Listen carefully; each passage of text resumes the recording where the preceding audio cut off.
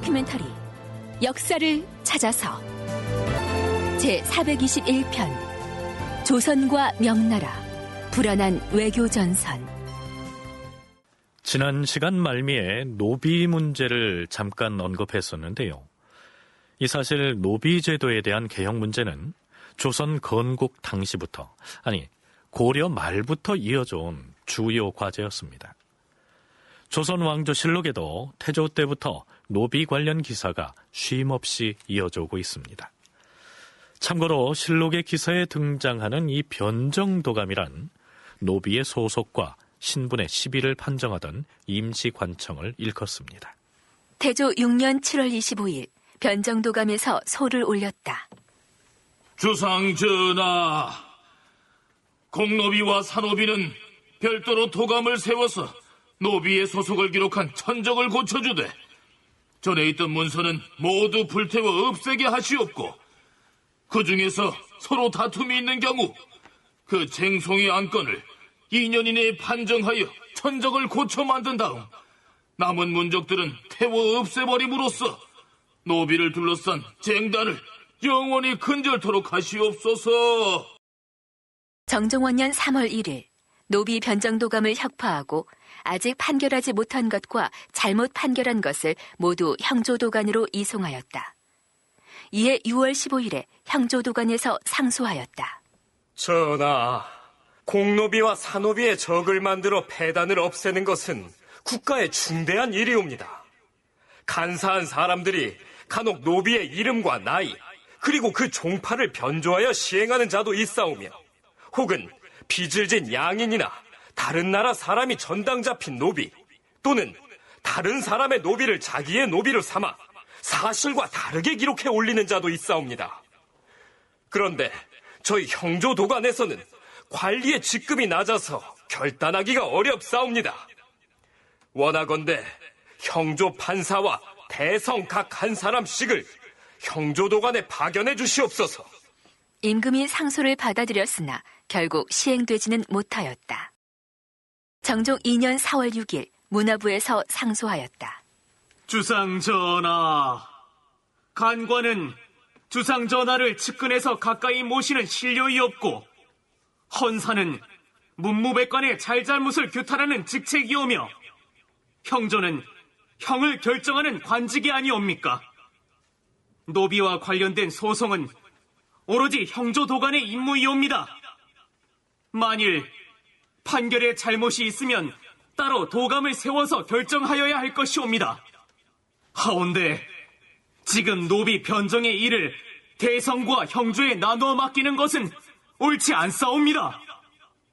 원하옵건대 전하께서는 도감을 새로 설치하게 하시옵고, 해결하지 못한 666건의 쟁송을 속히 판결하게 하시어서 원통하고 억울한 일이 없도록 해주시옵소서.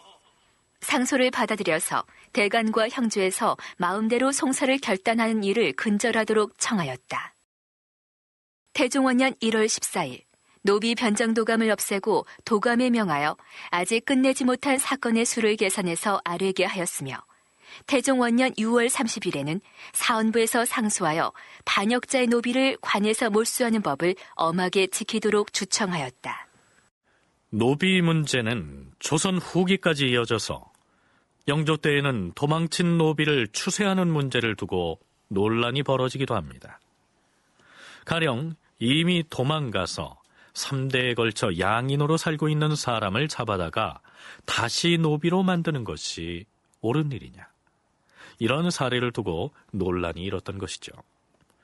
더군다나 태종 이방원이 되도록 양인을 확대하기 위해서 기존의 종모법을 종부법으로 바꾸었던 것도 쟁송이 많아진 원인이 됐던 것입니다.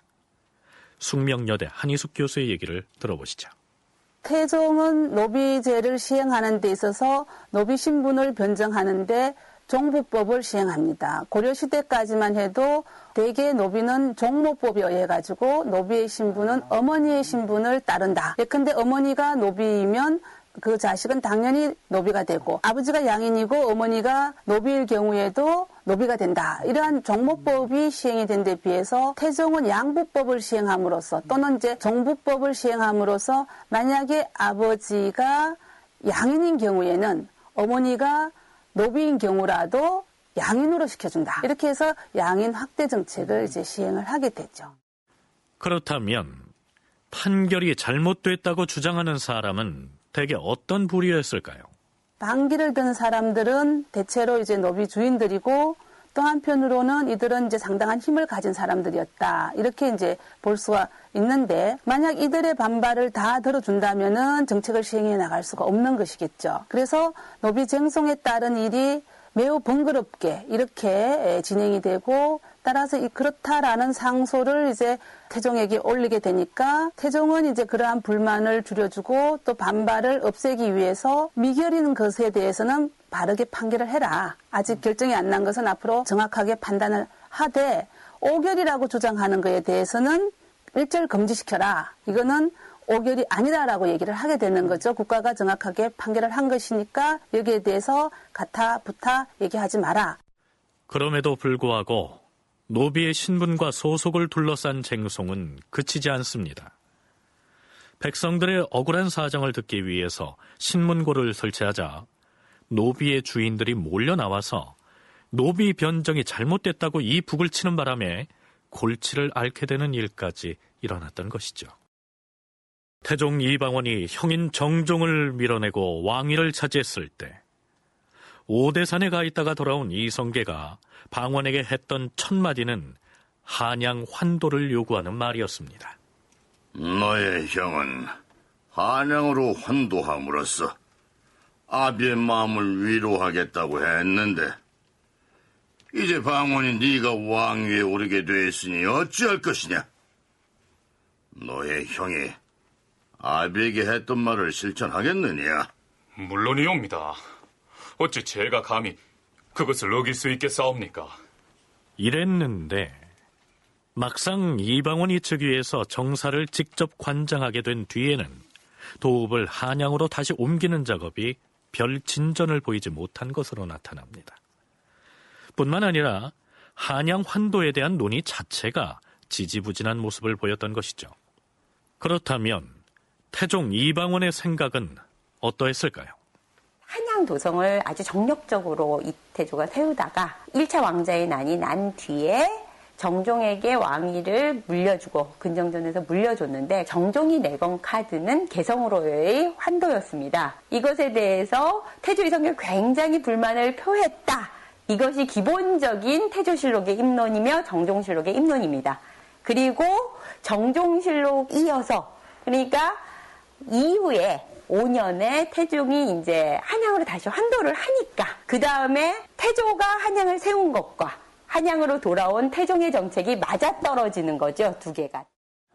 이방원이 왕권을 잡았을 때 이성계가 그에게 한양 환도를 하겠느냐 이렇게 묻자 이방원이 그렇게 하겠다라고 대답하는 실록의 기사를 소개했었죠. 그런데 실제로 부자간에 그런 말을 주고받았는지도 의문이지만 굳이 그 두 사람의 얘기를 대화체로 왕조실록에 끼워 넣은 데에는 어떠한 의도가 있지 않았겠느냐. 윤정 교수는 이러한 의문을 제기합니다. 결과적으로 말하자면 태종 5년에 가서야 한양 환도가 이루어지는데요. 그 이전까지는 태종도 다른 귀족들도 한양으로 가는 것을 기정사실로 여기지는 않았다는 얘기입니다. 이제는 양으로 나갈 때가 됐습니다. 우리가 이곳 개경을 도읍이라 말하고 있는데 이곳이 진정 우리 조선의 도읍이 맞습니까? 그 무슨 소리를 하는 것이오?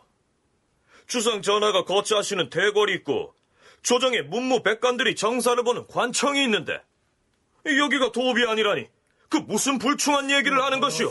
대체 도읍이 무엇입니까? 종묘와 사직이 있는 곳이 곧 도읍이 아닙니까? 지금 종묘와 사직은 한양에 있습니다. 태상왕 전하께서 조선을 개국하시면서 한양을 도읍으로 정하고 경영해 오셨는데 지금 그 한양이 어떤 모습인지 모르십니까? 우리는 이미 개경으로 도읍을 옮겨왔어요. 한양은 한양대로 그 역할을 하고 있습니다. 개경으로 옮겨온 지 불과 수년 동안에 한양은 시가지가 황무지로 변하고 사람들로 북적거리던 여염은 황폐해져서 그 모습을 보고 온 사람이면 슬퍼하지 않은 이가 없습니다. 한양이 황무지로 변한 것만 슬프고 이곳 개경이 황폐하게 버려지는 것은 슬픈 일이 아니라는 말이오. 우리가 한양을 떠나 다시 개경으로 올 때 백성들이 모두 쌍수를 들어 환영했던 사실을 잊은 것이오. 한양 땅에 금덩어리라도 묻어둔 모양인데 그리 걱정되면 혼자라도 가서 사시지 그러시오. 지금 나라의 근본을 얘기하고 있는 것이에요. 이곳 개경으로 도읍을 넘겨왔다고 하지만 종묘에 제향을 올릴 때가 되면은 두 도읍지를 왔다 갔다 해야 하는 실정이니 이 어찌 폐단이 아니란 말이오. 또한 한양으로 돌아가는 것이 우리 주상 전하가 대상왕 전하께 효도하는 길이라는 사실을 정녕 모르는 것이오. 한양만으로 조선 왕조가 운영될 거다라는 원칙이 수립된 것도 태종 5년 이후의 일이라고 생각이 듭니다. 개성은 실제 고려의 수도로서 거의 500년이 유지되어 있었고 그 기반도 굉장히 탄탄하고 한계는 있지만 그거에 있는 모든 재반시설을 포기할 상황이었다고 생각하지는 않습니다. 그러니까 정종이 개성으로 환호하는 것 자체가 도저히 불가능한 상황은 아니었다라는 것으로 보이고요. 유후사의 종묘를 다시 옮겨오는 논의가 있었다는 기사는 충분히 다시 집중시킬 수 있다는 수준의 얘기일 것으로 보이면 실제 태종이 다시 환도하게 되는 과정은 태종 4년 이후에 그렇게 하기로 했다라고 보는 것이 더 합리적일 것 같습니다. 진주교대 윤정 교수의 얘기를 들어봤는데요. 윤 교수의 얘기 중에 유후사에 종묘를 옮겨오는 문제를 논의했다는 이 대목은 보충 설명이 필요합니다.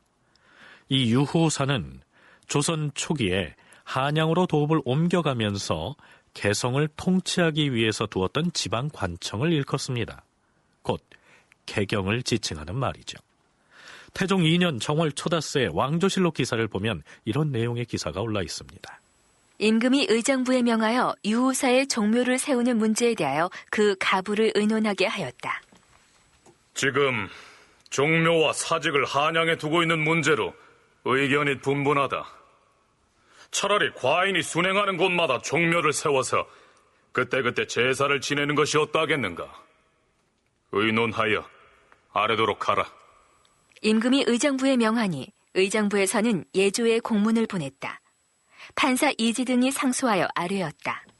이곳 개경을 도읍으로 정하지 아니하고 다만 순행하기 위한 곳으로 삼는다면 여기다 다시 종묘를 짓는 것은 옳지 않습니다. 지금까지 해온 것처럼 한양에 가서 제향을 올리는 것이 좋을 것입니다. 예조에서 이런 의견을 정하여 의정부에 다시 내려보내 의논하게 하였다. 의정부에서도 역시 불가하다고 하여 마침내 그만두었다. 유후사, 즉 개성에다 종묘와 사직을 마련하는 문제에 대해 결국 불가하다는 결론이 내려졌다는 얘기입니다.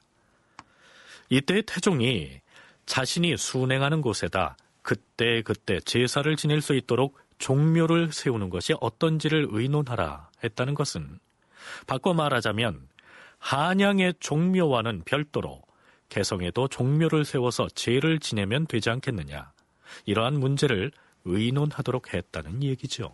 궁궐은 개성에 있는데 종묘 사직은 한양에 있었기 때문입니다. 그래서 이 종묘, 특히 이 종묘를 어떻게 할 것인가라고 하는 문제, 종묘를 개성으로 옮겨오자라는 그러한 논의가 많이 있지만, 만약에 종묘를 개성으로 옮겨오게 될 경우에는 개성이 이제 완전히 수도의 위상을 갖추게 된다라는 얘기죠. 그렇게 되면 태종이 한양으로 가겠다라고 하는 그 뜻에 정반대로 일이 나가는 것이기 때문에, 그래서 태종은 그게 아니다, 자신이 순행하는 곳마다 종묘를 세우자라는 이러한 소리도 합니다. 그러나 이제 그렇게 되면은 종묘가 여러 곳에 이렇게 정해지기 때문에 또 개경을 수도로 그대로 하자라고 하는 사람들 입장에서는 굉장히 무례한 요구다. 그래서 받아들이지를 않습니다.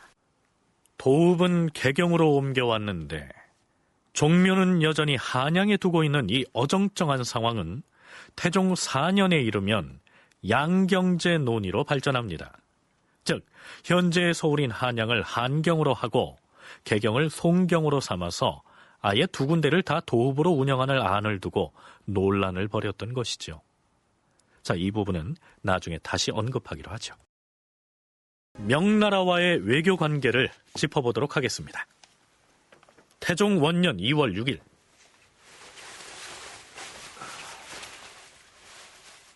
주상 전하, 명나라 황제가 보낸 사신 일행이 압록강을 넘어 개경으로 향하고 있다 하옵니다. 오, 그래.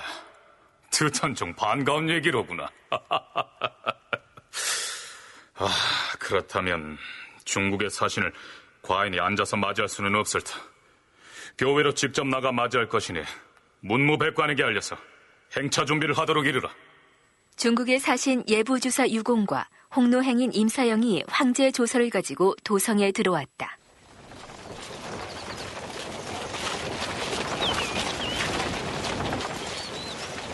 임금은 가신을 맞이하기 위해 백관을 거느리고 조복 차림으로 교외로 나갔다.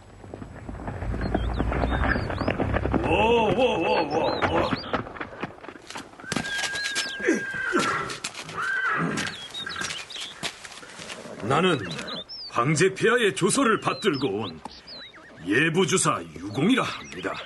먼 길 오시느라 노고가 많았습니다. 자, 사신 일행을 의정부로 모시도록 하라. 사신을 데리고 의정부에 이르렀다. 수창국은 불에 타버렸기 때문에 중국 사신단을 의정부로 안내한 것이다. 이때 명나라 사신이 가져온 황제의 조서 내용을 소개하겠는데요. 전 시간에 언급했듯이 당시 명나라의 황제는 제2대 건문제였습니다. 명나라 태조인 주원장이 애당초 황태자로 봉한 인물은 아들인 주표였는데요. 황태자인 주표가 38살의 나이로 갑자기 죽어버립니다.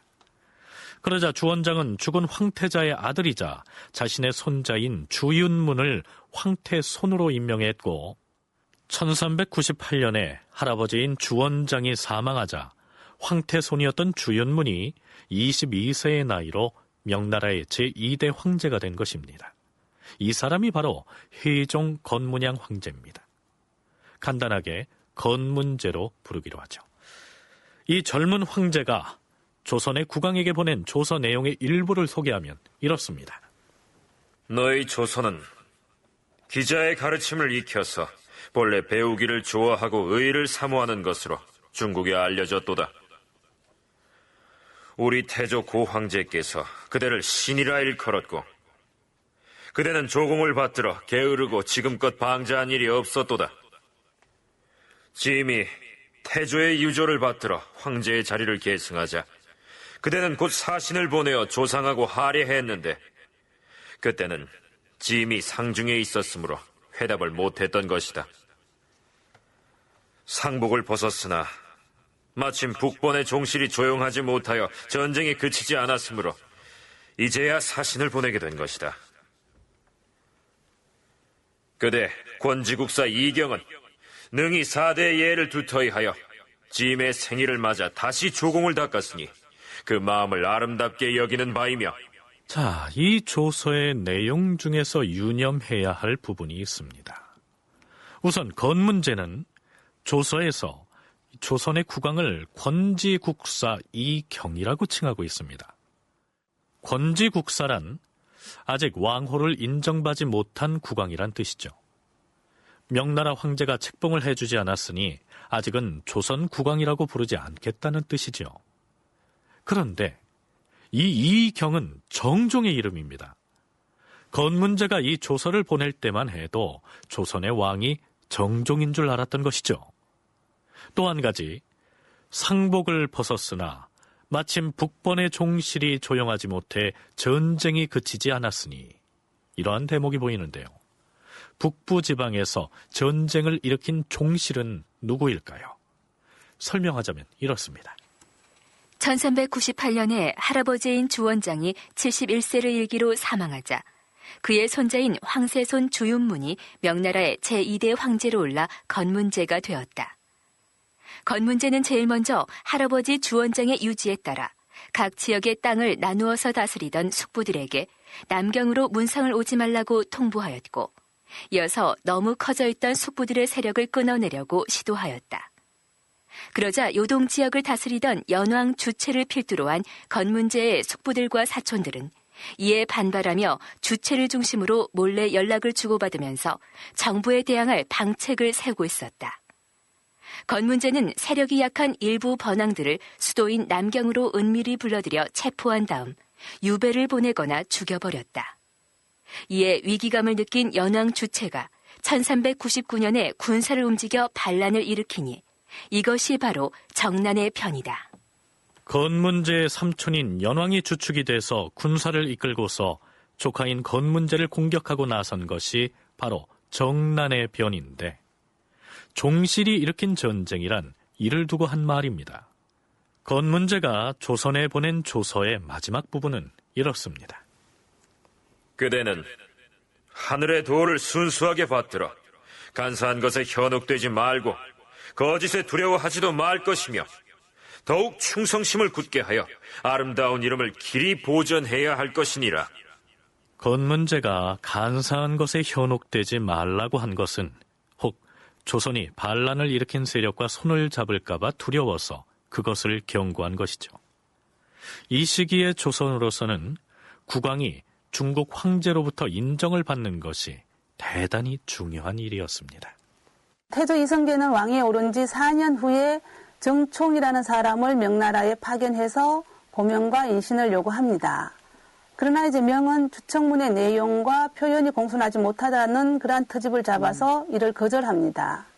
그 후에 정도전은 또 요동정보를 계획하고 명나라의 홍무제는 조선을 공격하겠다는 이러한 양국 간에 극도로 경색되는 그러한 문제로 인해서 고명과 인신 문제는 뒷전으로 밀려납니다. 그러나 이제 이러한 험악해진 두 나라 사이의 외교 관계는 정도전도 죽고 홍무제도 죽음으로써 풀리기 시작을 하죠. 태조의 뒤를 이어서 왕위에 오른 정종은 다시 이제 친명 정책을 추진하고 우인녀를 하정사로 보내서 고명과 인신을 요청합니다. 한희숙 교수의 얘기 중에 정종이 고명과 인신을 요청했다고 했는데요. 조선 왕조사의 저자인 이성문은 자신의 저서에서 이렇게 설명하고 있습니다. 중국 황제가 주변국들의 왕을 승인하는 징표는 고명과 인신이다. 고명은 왕으로 임명한다는 임명장이고 인신은 도장이다. 중국의 황제는 자신이 임명한 주변국 왕의 권위를 보장해주기 위해 특별히 도장을 보내주었다. 이 도장은 왕의 권위를 나타내기 위해 금으로 만들거나 아니면 도금을 하기 때문에 금인, 즉 금도장이라고도 불렀다. 그렇다면 명나라의 젊은 황제가 반란을 일으키는 삼촌들과 싸우는 이 상황이 태종 이방원이 명나라 황실로부터 고명과 인신을 받는 데에 좋은 쪽으로 작용하게 될까요? 이제부터 조선과 명나라의 외교 관계가 어떻게 진전되는지 좀 더 자세히 살펴보기로 하겠습니다. 태상왕이 태평관으로 가서 명나라 사신을 보고 돌아갔다. 임금은 의정부에서 유공 등의 사신에게 잔치를 베풀었다. 전일에는 그대들을 맞이하여 위로의 말만 건네고서 감히 더 머물기를 청하지 못했었는데 오늘은 마음 놓고 즐기길 바라오. 전하께서는 어질고 덕이 있으시니 민심을 얻을 수 있을 것입니다. 우리 사신들에게 마음 놓고 즐기라 하시니 어찌 감히 따르지 않겠습니까? 유공이 그렇게 대답하자 함께 왔던 임사형도 맞장구를 쳤다. 전하께서 그리 말씀하시니 오늘 밤은 실컷 마셔서 만취가 되지 않으면 결코 객관으로 돌아가지 않겠습니다. 암요, 당연히 그리하셔야지. 태종 이방원의 환대를 받은 명나라 사신들이 아주 기뻐하는 모습입니다. 본국에 있어봤자 황제와 반란 세력 간의 전쟁이 벌어진 상황이라 불안에 떨어야 할 텐데요. 사신으로 차출돼 와서 조선 국왕으로부터 극진한 대접을 받고 있으니 기분이 그만이었겠죠. 거기에 더해서 다음 날에는 태상왕으로 물러난 태조 이성계도 명나라 사신을 위해서 연회를 베풀어 따뜻하게 맞아줍니다. 자, 이 연회는 내가 베푸는 것이니 마음 놓고 즐기도록 하시오.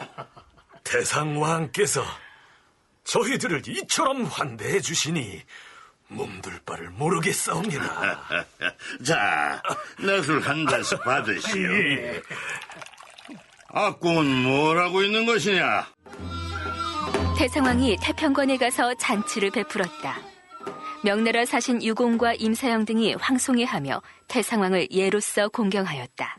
그런데 윤정 교수는 이때 태조 이성계가 명나라 사신을 만나 따뜻하게 맞아준 것은 가벼이 볼 일이 아니라고 얘기합니다. 정치적으로 큰 의미가 있다는 것이죠. 들어보시죠. 명나라 사신을 만나준다는 건 어차피 권지국사나 나중에 정종이 청원을 올려서 태종한테 물려주는 걸로 나타나거나 이거를 명나라 사신에게 태조 이성계가 아니라 그러면 끝날 문제이기 때문에 어쨌든 계승 과정은 인정받을 수 없는 것이기 때문에 얼마든지 이성계에게 그럴 권리가 없었던 거는 상황은 아닙니다. 이성계는 그 틀은 벗어나지 않고 있었던 거죠.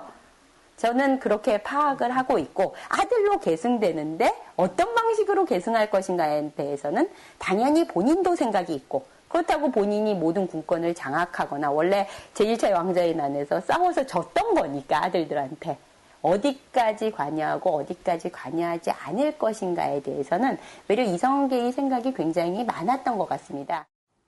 만일에 이성계가 명나라 사신들을 만나서 은밀하게 이러한 얘기를 했다면 어떠했을까요? 네, 그동안 황제 사신들이 조선에 오기를 손꼽아 기다렸소이다. 저희들도 태상왕 전하를 뵙게 되어 광영이 옵니다. 하운데 저희들에게 특별히 하실 말씀이 지금 내 아들 방원이가 형제들을 죽이고 지 마음대로 왕위를 빼앗아 오늘에 이르렀음을 황제께서는 모르고 계신다는 말이요. 저희들이 알기로는 정도전 등이 어린 왕자들과 작당하여 반란을 일으켰고 지금의 주상이 그것을 진압하여 평정을 찾은 것은 누가 그리 말하든가 내가 비록 나이가 들었다 하나 자의로 왕위를 내준 줄 아는가? 방원이 그놈이 아비의 왕위를 탈취하고 제 형마저 밀어내고서 왕권을 거머쥔 것이오. 지금 방원이 그놈이 황제의 고명과 인신을 받으려고 애가 타는 모양인데 그대들은 돌아가서 황제에게 내가 한 말을 분명하게 전하시오. 아시겠소? 예, 태상왕 전하. 명나라 황제의 책봉이 절대적인 영향력을 미치는 처지에서 만일 이성계가 명나라 사신에게 이러한 언지를 주었다면 이방원의 왕위는 위태로워졌겠죠. 그런데 이성계가 그 사신들을 따뜻하게 맞아줬다는 것은 비록 이방원에 대한 미움과 분노가 해소되지는 않았다 할지라도 자신이 개창한 조선 왕조의 장래를 위해 태종의 지위를 암묵적으로 인정해 준 것으로 이해할 수 있겠죠. 자, 그건 그렇고 며칠 뒤인 2월 15일. 임금이 후원에서 사신들에게 잔치를 베풀었다. 처음에 명나라 유공이 조선에 올 때 황주에 이르렀는데 거기서 위생이라는 조선 기생을 사랑하게 되었다. 유공은 개경에 이르러서도 그녀를 잊지 못하였다. 그러자 예조에서 공문을 보내 위생을 영마에 태워보내게 하였다. 그리하여 위생이 황주로부터 개경에 도착한 것이다. 과인이 그대에게 줄 선물이 있소이다. 전하, 저에게 주실 선물이라면 잠시만 기다려보시오. 무엇들 하느냐? 들여보내도록 하라. 부르셨사옵니까, 주상전하? 아니, 너는 황주에서 만났던 바로 그 기생. 네가 황제 사신으로부터 귀염을 받았던 그 기녀가 맞느냐? 예, 주상전하. 위생이라 하옵니다. 너는 명나라에서 오신 예부 주사를 극진하게 모셔야 할 것이니라. 어명에 따르겠사옵니다, 전하. 황공하옵니다, 주상 전하. 위생은 내 곁으로 와서 앉으라. 유공이라는 이 명나라의 사신은 나중에 다시 조선의 사신으로 왔을 때에도 위생이라는 그 기생에 반해서 본국으로 돌아가기를 거부하는 등 소동을 벌입니다. 한편 분에 넘치는 환대를 받은 사신 유공은 태종의 면전에서 이렇게 말합니다. 전하, 전하께서 이처럼 지성으로 황제 폐하와 대명 제국을 섬기시니 제가 황제 폐하께 하려면 반드시 고명과 인신을 내려줄 것입니다. 고맙소이다. 유공의 이러한 발언이 요즘식으로 말해서 비록 립 서비스라고 해도 태종 이방원에게는 힘을 불쑥 솟게 만드는 선물이 됐겠죠. 명나라 사신 유공 등이 본국으로 돌아가고 난 직후에 명나라의 사신으로 갔던 우인열 등이 개경으로 돌아옵니다. 이 시기에 사신을 통한 양국의 외교가 긴박하게 전개되는데요. 사실 내전을 치르고 있던 건문제로서는 이 무렵 조선의 왕에게 고명과 인신을 주어서 자기의 편으로 확실히 묶어둘 필요가 있었습니다. 건문제는 삼촌이면서 강력한 군사력을 가지고 있던 그 뒷날 영락제가 되는 연왕이 반란을 일으켜서 도전해 왔기 때문에 건문제의 입장에서는 굉장히 위기를 느끼고 다급해져서 조선의 요청을 거절할 수가 없었습니다. 왜냐하면 조선을 자기 편으로 끌어들여야 됐기 때문에 그래서 조선이 영락제한테 협력할까 봐 오히려 두려웠던 거죠. 그래서 우인열을 통해서 보낸 문서를 보면은 건문제는 조선이 영락제에게 협력하지 말 것을 당부하고 있고 아울러서 고명과 인신도 허락하고 조선의 사신을 파견합니다. 건문제는 사신을 통해서 조선의 왕에게 임명장과 금도장을 전해주도록 했던 것입니다. 이때 보낸 임명장은 물론 정종에게 주는 것이었습니다. 그런데 며칠 후 뜻하지 않던 소식이 날아듭니다. 황제 폐하, 아무래도 조선으로 떠난 사절단을 소환하셔야 할 것으로 사료되옵니다. 무슨 소리를 하는 것인가? 짐이 조선의 왕을 인정해서 고명과 인신을 전해주라 일렀는데 무엇이 잘못되기라도 했단 말이냐? 황제 폐하께서는 이경을 조선국왕으로 봉한다는 고명과 인신을 내려주시었사오나 지금 조선의 왕은 이경이 아니옵니다. 이경이 아니면 누구란 말이냐? 어찌된 일인지 상세히 고하라. 요동에서 급히 전해온 통문에 의하면 지금 조선 사신이 우리 명나라를 향해 오고 있사온데 이경이 아니라 이방원이 보낸 사신단이라 하옵니다. 이방원이면 세자가 아니더냐? 전에 조선왕 이경이 사신을 보내와서 동생인 방원을 후사로 삼겠다고 간절히 청하기에 윤호한 바가 있는데 그럼 감히 세자가 짐에게 사신을 보냈단 것이냐? 그것이 아니었고 조선의 왕이 바뀌었다 하옵니다. 뭐라? 그 사이에 왕이 바뀌었다고? 예, 폐하. 임금 자리에 있던 이경이 풍질에 걸렸다는 이유로 왕위를 동생인 이방원에게 물려주었다 하온데 그 과정이 심히 의심스럽사옵니다. 알겠느니라. 그 문제는 나중에 규명할 것이다.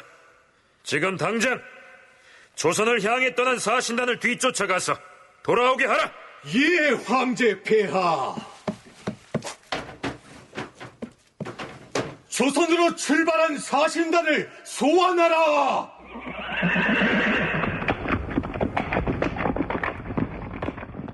정종을 왕으로 인정한다라는 것을 보냈는데 며칠 되지 않아서 정종이 풍질에 걸려가지고 왕위를 동생한테 물려줬다라는 이러한 보고를 받게 되니까 여기에 뭔가 조선 내부의 사정이 이상하다 하는 의구심을 가지게 되고 조선으로 가던 사신을 중도에 불러들입니다. 그래서 정종은 결국 명나라로부터 고명과 인신을 받지 못한 거죠. 그래서 왕위에 오른 태종도 정종에 뒤이어 가지고 명나라에다가 고명과 인신을 요청을 합니다. 그래서 그 문제는 조선 내부의 사정이 의심스럽고 또 한편으로는 내전 상태이기 때문에 드디어 태종 원년 3월 6일 이방원이 명나라에 파견했던 사신이 명나라 예부의 자문을 지참하고 돌아옵니다. 반삼사사 우인열과 첨서의흥 삼군부사 이문화 등이 명나라 예부의 자문을 가지고 남경으로부터 돌아왔다. 그 자문에서 황제는 다음과 같이 칙명을 내렸다. 얼마 전에 예부에서 아뢰기를 조선의 권지국사 이경이 그의 아우인 세자 이방원에게 장차 왕위를 잇게 하겠다면서 짐에게 고명과 인신을 내려주도록 청하였다고 했다. 짐이 조선에서 온 사신을 만나보니 그 뜻이 간절하기에 곧 사신 편에 인신과 고명을 주어 보내서 이방원을 후사로 삼아도 좋다고 허락했던 것이다. 여기까지의 내용은 정종이 왕위에 있을 때 동생 방원을 후사로 삼겠다고 청했으므로 세자로 삼는 것을 허락했다. 이런 내용입니다.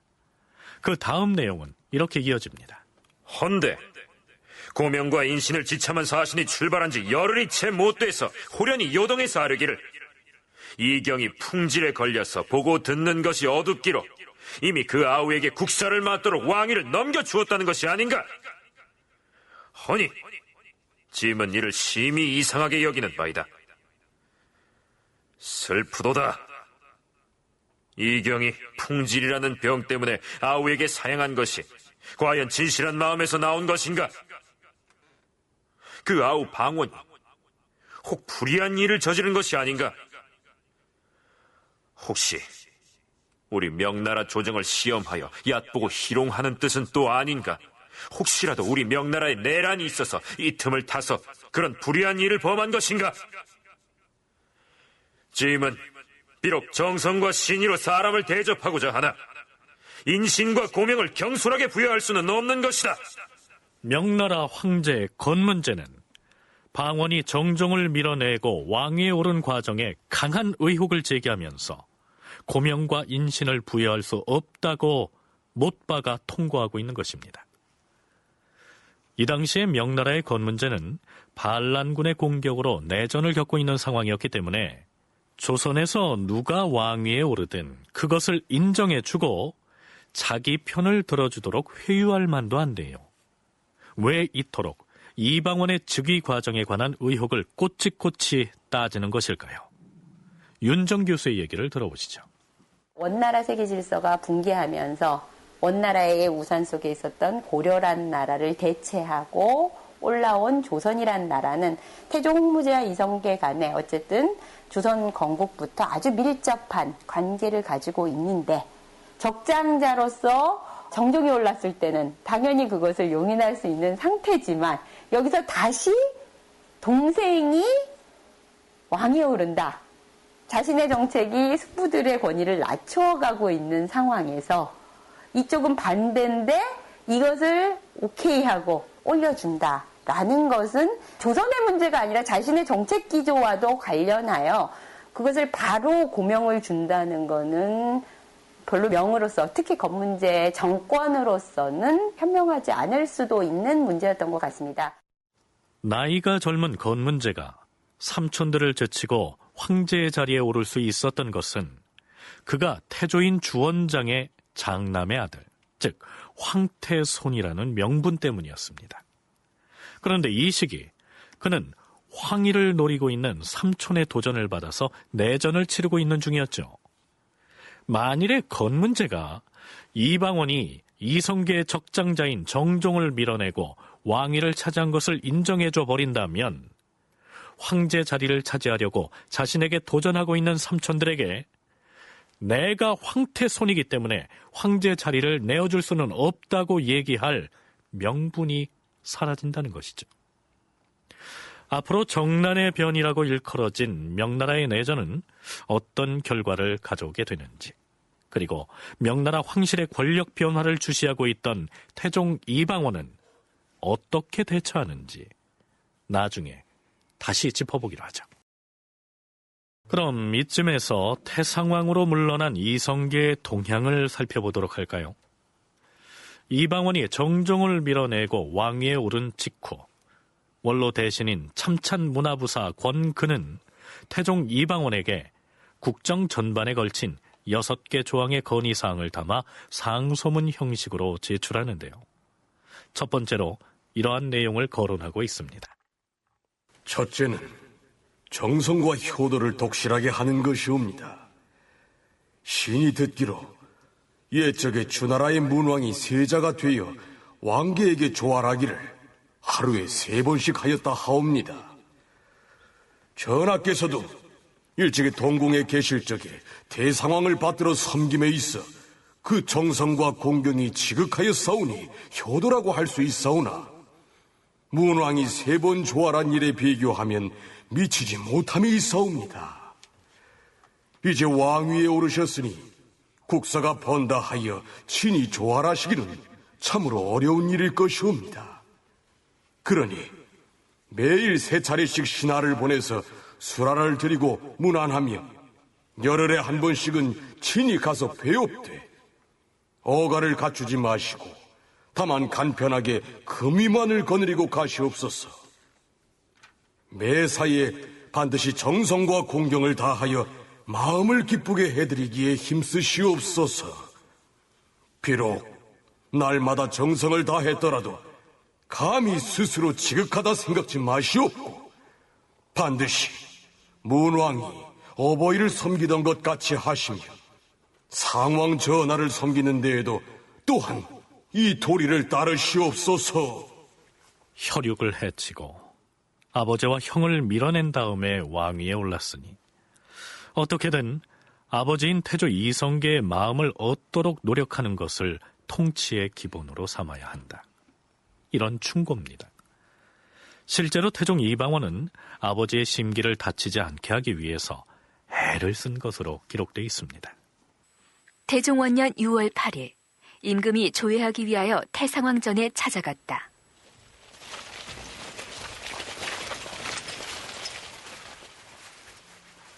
태상왕 전하를 뵈러 왔느니라. 아래도록 가라. 예, 전하.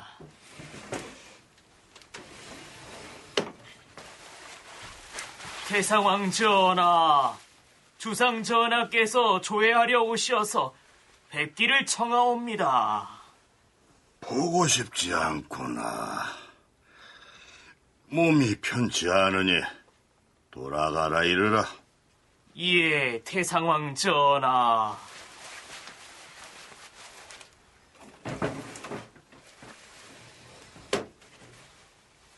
태상왕 전하께서 지금 옥체가 미령하시어서 배울 수 없다 하옵니다. 알겠느니라. 자, 그러면 상왕전으로 가자. 임금은 발길을 돌려 상왕전으로 가서 날이 저문 뒤에야 환궁하였다. 아버지인 이성계에게 문안 인사를 드리러 갔다가 퇴짜를 맞고서 형인 정종에게로 발길을 돌려야 했던 태종의 심사는 어떠했을까요? 그렇다고 태종으로서는 아버지를 원망할 처지가 아니었겠죠. 태종은 이성계로부터 인정을 받아야 자신의 왕권이 안정될 수 있고 또 정통성이 확보될 수 있다고 생각했습니다. 당연한 것이겠죠. 특히 2차 왕자의 난 이후 방원은 정종의 동생인 세제가 아니라 태조의 아들인 세자로 책봉된 것이 바로 그러한 정통성의 문제와 관련되었다, 이렇게 볼 수 있습니다. 실제 정종은 나중에 조선 후기에 가서 왕으로서 묘호를 받게 되는 거지, 실제 태조의 아들 왕위 계승자로서의 위상을 갖지 못합니다. 태조의 왕위 계승을 이어받은 사람은 태종으로서 존재를 해왔었던 거죠. 아버지로부터 인정을 받아야 완전한 왕위 계승이 이루어졌기 때문에 태종은 태조의 인정을 받기 위해 많은 노력을 합니다. 그런데 태종 원년 8월 3일자의 왕조실록을 보면 이러한 대목이 나옵니다. 임금이 태상전에 가서 조회하고 환수하였다. 태상왕이 무인년 왕자의 난 때 일을 이야기하다가 좋지 않은 기색이 있었다. 임금이 눈물을 흘리면서 부드러운 소리로 대답하니 태상왕이 기뻐하여 일어나 춤을 추기를 2번이나 하였다. 이 외에도 태조 이성계가 태종 이방원과 연회를 함께하면서 노래를 불렀다느니 춤을 추었다느니 하는 기사가 덜어 나오는데요. 학자들은 여러 정황으로 봐서 이 시기 이성계가 이방원과 어울려서 노래를 부르고 춤을 추었다는 기록은 믿을 수 없다고 얘기합니다. 그렇다고 태조 이성계가 아들인 방원에게 복수를 하기 위해서 무슨 위해를 가하거나 공격을 했다는 기록은 찾아볼 수 없습니다. 1차 왕자의 난이 벌어졌고 자신의 후계자를 직접 아들들이 거세했을 때조차 태조 이성계의 원칙은 뭐였던 것 같으냐면 자기가 직접 아들들과 싸우지는 않은 것 같았습니다. 이거는 사실 역사 속에서 개국을 하고 나서 아버지와 아들들이 싸우면 이 나라가 유지되기가 굉장히 어렵죠. 후백제 같은 경우가 아주 대표적인 경우입니다. 이런 상황에서 실질적으로 방석과 방번을 전부 제거한 상태에서 자기의 아들들이 그 이방원의 형제들만이 남아있는 상태에서 어차피 싸워봤자 그 아들들에게 줘야 되는 상황에서 본인이 그들과 싸우는 쪽을 선택하지는 않는 창업주로서의 모습이 보입니다. 이 무렵 태조 이성계는 가능하면 아들인 태종의 얼굴을 보지 않으려고 피했던 것으로 보이는데요. 태종 원년 3월 17일 기사에도 그러한 정황이 나타납니다.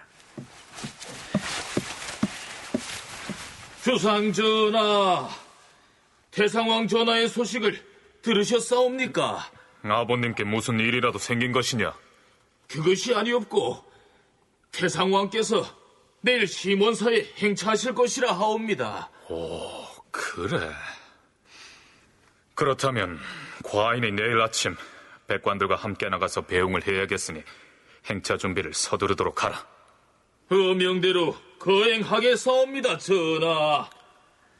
이성계가 행차하겠다는 이 심원사는 지금의 경기도 연천의 보계산에 있는 사찰입니다.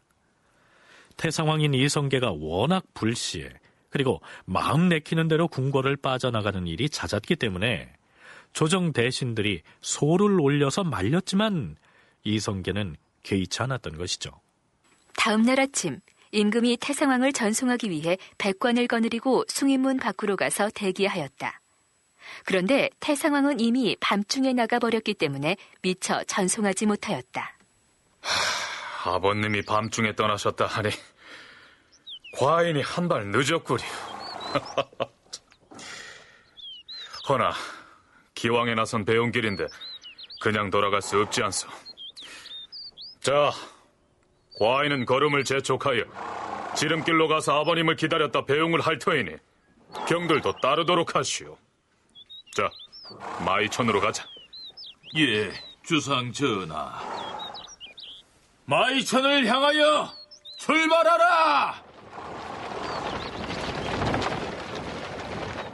결국 이방원은 경기도 연천으로 가는 길목에 있는 마이천에 도착해 장막을 치고 거기에서 아버지를 전송합니다. 태조 이성계의 바깥나들이는 거기에서 그치지 않습니다. 그해 10월 4일. 걔 아무도 없느냐? 부르셨사옵니까, 태상왕 전하? 답답하구나. 행차를 준비하도록 하라. 어디로 가실 것이옵니까? 온천에 갈 것이니라. 이성계는 이번에도 태종에게 아무런 언질도 주지 않은 채 온천욕을 하러 떠납니다. 그러자 태종 이방원으로서는 또 애가 탔겠지요. 태종은 온천으로 사람을 보내서 태조에게 문안을 하게 합니다.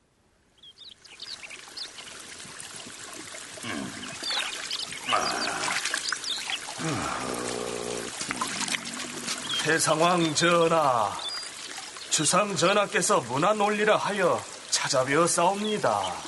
쓸데없는 걸음을 했구나. 이곳 온천에 와서 목욕을 했더니 병이 날로 나아지고 있느니라. 주상에게 자주 사람을 보내 문안하지 말도록 이르라. 온천 근처에 사는 백성들에게 폐를 끼치는 일이다. 알겠느냐? 예, 그리 알겠사옵니다. 이때가 10월 4일인데요. 이후 며칠이 지나도록 이성계가 돌아올 생각을 안 차 태종 이방원은 조바심을 냅니다. 허허, 태상왕께서 온천에 가신 지 이미 여러 날이 지나지 않았는가? 10월 11일은 태상왕의 탄신일인데 그때까지 안 오시면 과인은 씻을 수 없는 불효를 범하는 것이 아니겠는가? 과인이 직접 온천으로 가서 배워야겠다. 결국 이방원은 평주 온천으로 행차해서 가까스로 아버지를 문안합니다. 태종 원년인 1401년 말이 되면 이성계는 소유산 쪽으로 행차를 해서 좀처럼 궁궐로 돌아올 생각을 안 합니다. 11월 26일 밤중에 태상왕이 소유산에 가니 임금이 문 밖에서 전송하려고 하였으나 미치지 못하였다.